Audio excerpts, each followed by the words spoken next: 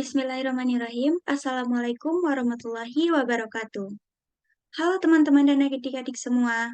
Perkenalkan, kami dari kelompok 12 TDO Biologi Mengajar, Fakultas Matematika dan Ilmu Pengetahuan Alam, tahun 2022 dari Universitas Negeri Padang.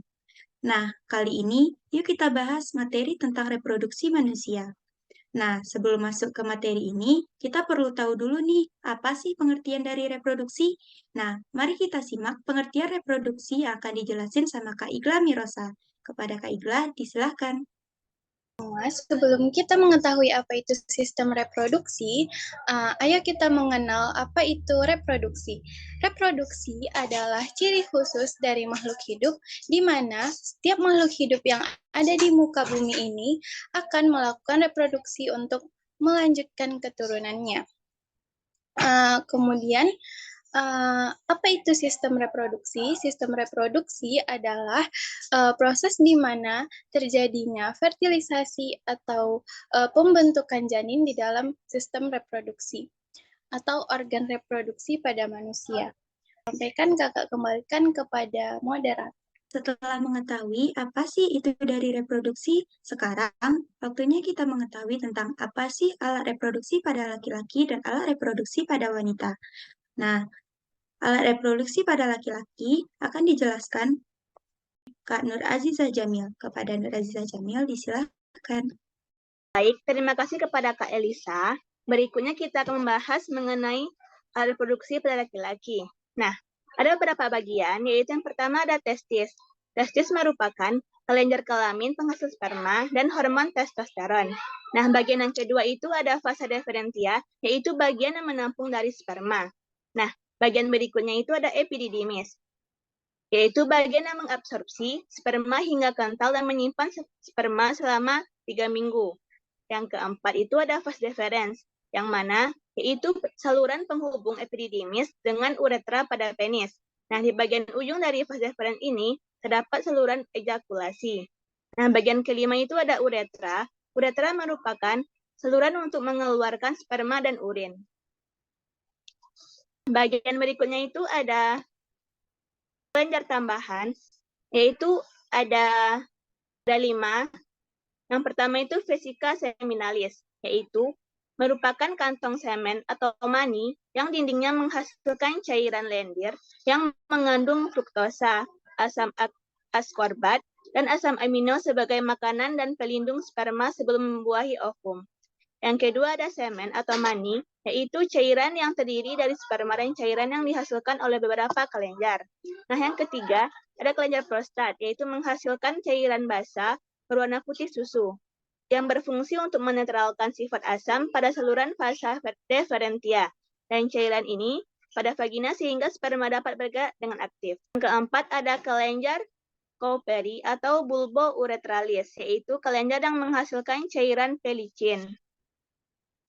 Yang kelima ada penis, merupakan alat kelamin luar yang berfungsi untuk memasukkan sperma ke dalam tubuh wanita. Baik, sekian. Saya kembalikan kepada Kak Elisa. Nah, setelah mengetahui alat kelamin pada laki-laki, yuk sekarang kita bahas alat kelamin pada perempuan. Mari kita simak penjelasan dari Kak Latifah Kolbi. Kepada Latifah Kolbi, disilahkan.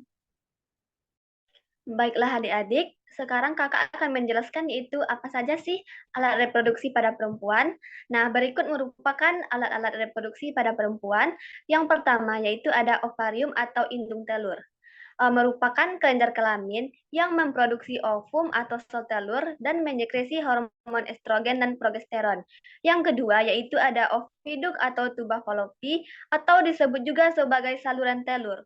Fungsinya yaitu menyalurkan sel telur ke uterus atau rahim dengan gerakan peristaltik dan dibantu oleh gerakan silia pada dindingnya. Yang ketiga yaitu ada uterus atau rahim.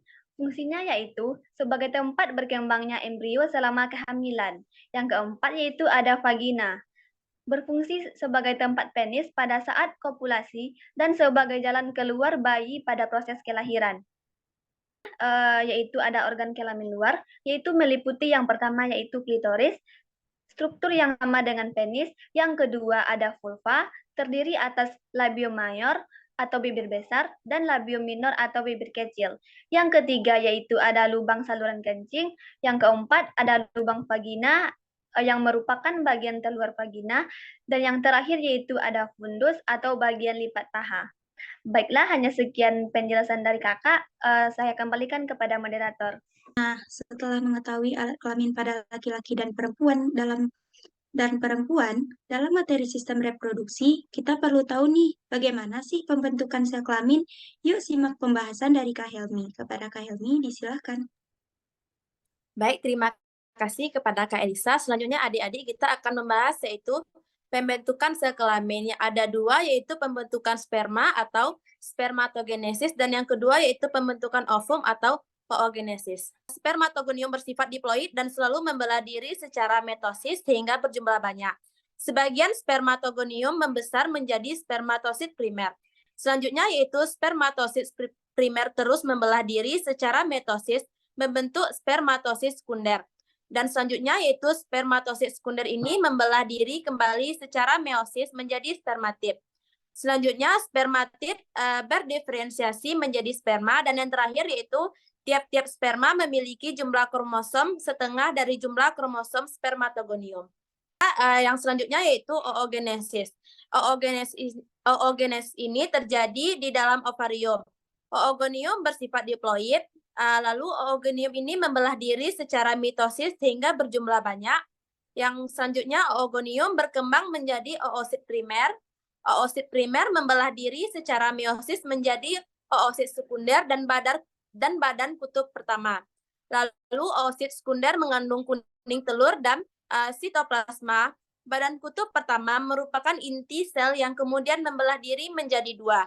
Selanjutnya, oosit sekunder membelah diri secara meiosis menjadi ootip dari badan kutub kedua. Dan yang terakhir yaitu ootit berkembang menjadi ovum yang haploid. Setiap oosit primer menghasilkan satu ovum. Adik-adik bisa melihat gambar yang telah kakak sajikan pada slide. Kembalikan kepada Kak Elisa. Sekarang, materi lanjutan yang perlu kita tahu dalam sistem reproduksi adalah fertilisasi. Apa sih yang dimaksud dengan fertilisasi yang akan dijelaskan oleh Kak Priti? Kepada Kak Priti, disilakan.